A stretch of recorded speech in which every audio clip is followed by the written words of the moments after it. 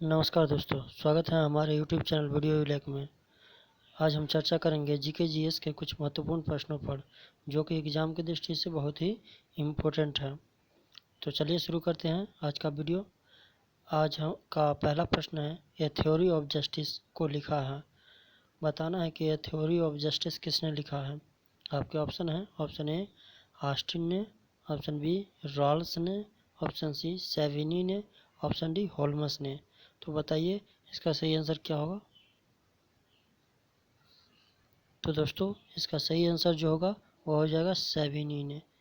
ये theory of justice किसने लिखा है, तो सेविनी ने, यानी कि ऑप्शन सी हमारा सही आंसर हो जाएगा। ठीक है दोस्तों, तो चलते हैं अगले प्रश्न की तरफ। हमारा अगला प्रश्न है प्रश्न नंबर 2। प्रगतिशील समाजों की प्रवृत्ति अब तक पाद या स्थिति से संविदा की ओर रही है, ऐसा बयान दिया था। ऐसा बयान किसने दिया था ये बताना है। ऑप्शन है, ऑप्शन ए मेने ने, ऑप्शन बी ऑस्टिन ने, ऑप्शन सी सेविनी ने, ऑप्शन डी होल्मस ने। तो बताइए कि प्रगतिशील समाजों की प्रवृत्ति अब तक पाद से संविदा की ओर रही है, ऐसा बयान किसने दिया था। बताइए इसका सही आंसर। तो दोस्तों इसका सही आंसर जो हो जाएगा वो हो जाएगा मेन ने। किसने? मेन ने।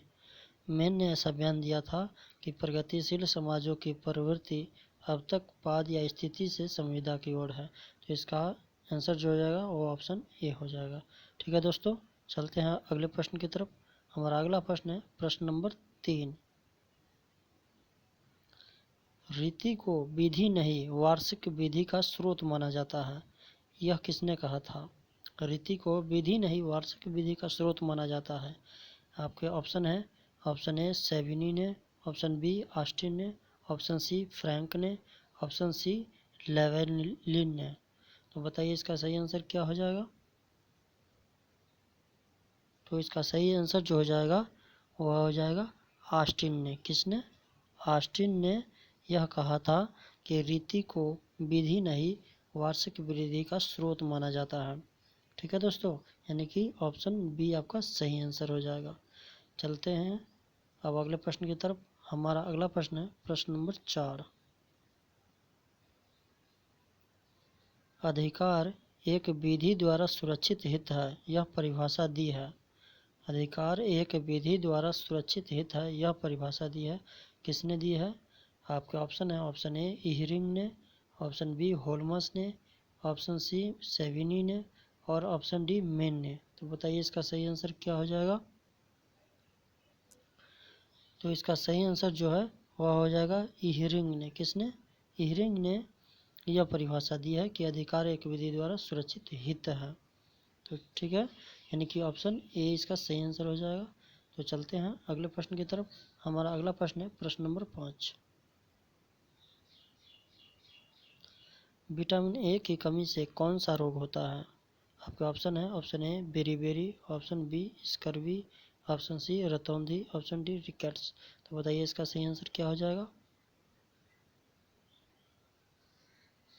तो दोस्तों इसका सही आंसर जो हो जाएगा वो हो जाएगा रतौंधी। क्या हो जाएगा? रतौंधी, यानी कि ऑप्शन डी आपका सही आंसर हो जाएगा।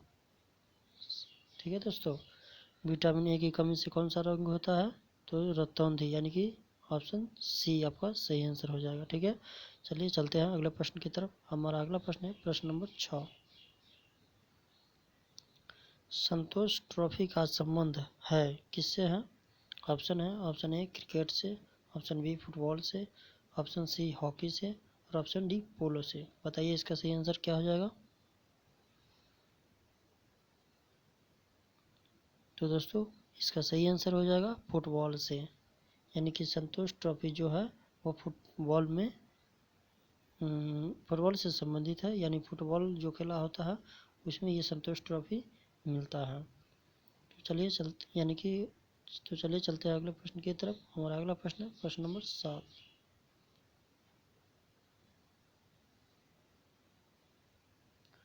महात्मा गांधी के राजनीतिक गुरु थे। कौन थे गुरु?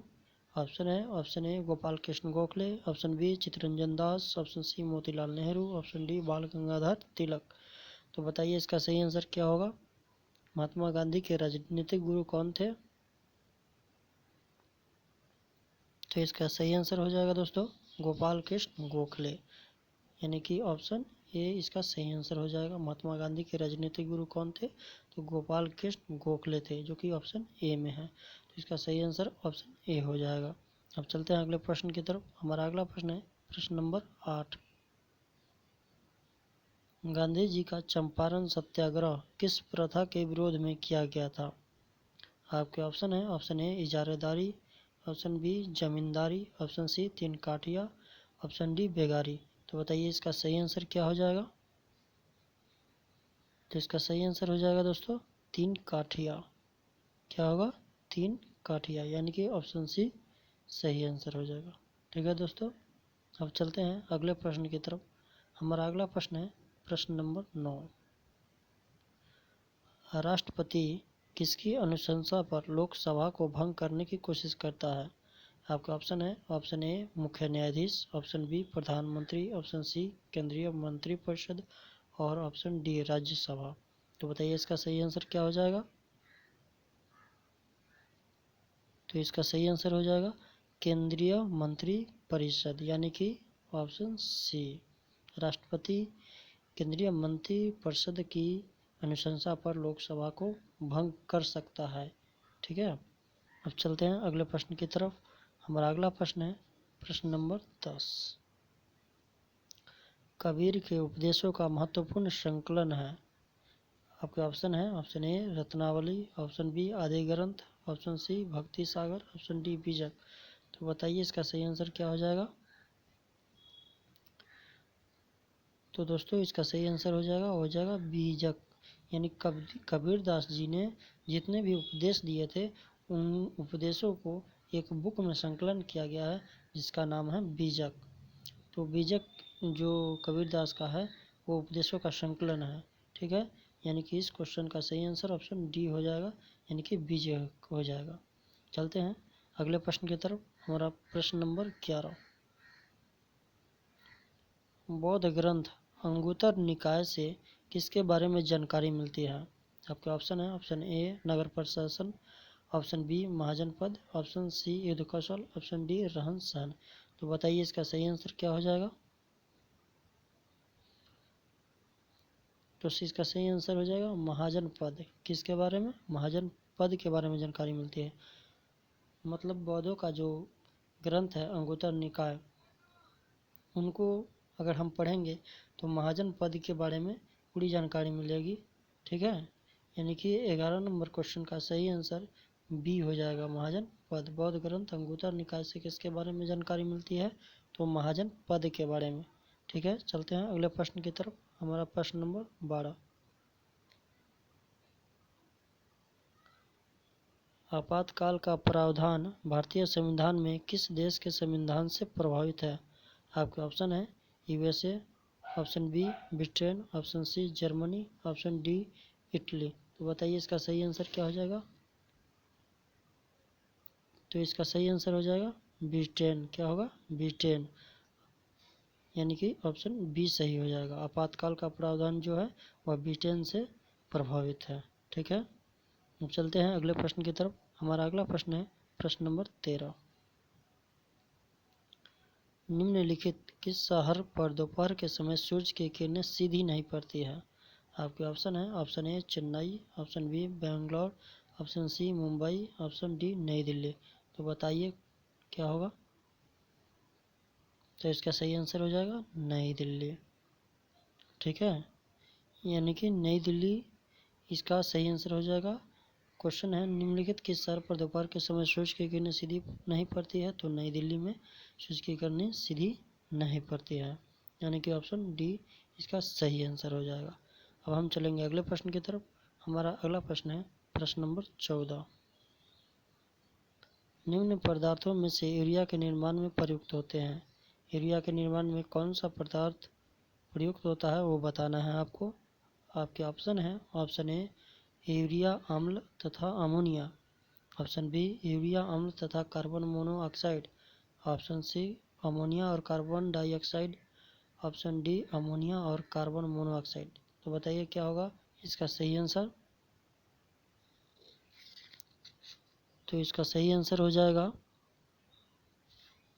ऑप्शन डी, यानी कि अमोनिया और कार्बन डाई अमोनिया और कार्बन मोनोऑक्साइड। ठीक है, यानी कि ऑप्शन डी आपका सही आंसर हो जाएगा।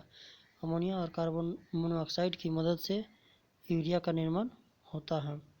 ठीक है, तो ये क्वेश्चन बहुत ही इम्पोर्टेंट है, इसको याद रखिएगा कि यूरिया के निर्माण में कौन सा पदार्थ का प्रयोग होता है, तो अमोनिया और कार्बन मोनोऑक्साइड का। चलिए चलते हैं अगले प्रश्न की तरफ। हमारा अगला प्रश्न है प्रश्न नंबर 15। और दोस्तों आपको ये बता दूं कि ये आज का हमारा लास्ट प्रश्न है और बहुत ही इम्पोर्टेंट प्रश्न है। प्रश्न है कि अशोक का प्रसिद्ध स्तंभ जो प्रारंभ में कौशाम्बी में स्थित था, प्रयाग में किस शासक द्वारा लाया गया था? आपके ऑप्शन है A Kanishka, option B Samudragupta, option C Firoz Shah Tughlaq और ऑप्शन डी अकबर। तो बताइए इसका सही आंसर क्या हो जाएगा? तो इसका सही आंसर हो जाएगा अकबर। क्या होगा? अकबर। देखिए दोस्तों, इसमें क्या है कि अशोक का एक प्रसिद्ध स्तंभ था जिसे अशोक स्तंभ कहा जाता है। यह पहले कौशाम्बी में स्थित था। उसके बाद अकबर ने इसे प्रयाग में ले आया। ठीक है, तो इसका सही आंसर हो जाएगा ऑप्शन डी, यानी कि अकबर। तो दोस्तों बताइएगा आज का यह हमारा क्वेश्चन आंसर का प्रश्नोत्तरी जो है वो आपको कैसा लगा, आज का वीडियो कैसा लगा? अगर अच्छा लगा हो तो लाइक कमेंट शेयर ज़रूर कीजिएगा। और यदि आप हमारे चैनल पर नए हैं तो हमारे चैनल को सब्सक्राइब कर लीजिएगा और बेल आइकन को दबा दीजिएगा, ताकि जब हम कोई नया वीडियो अपलोड करें तो उसका नोटिफिकेशन आपको तुरंत मिल जाए और आप उस वीडियो को देख सकें। तो धन्यवाद दोस्तों, आपका दिन शुभ हो।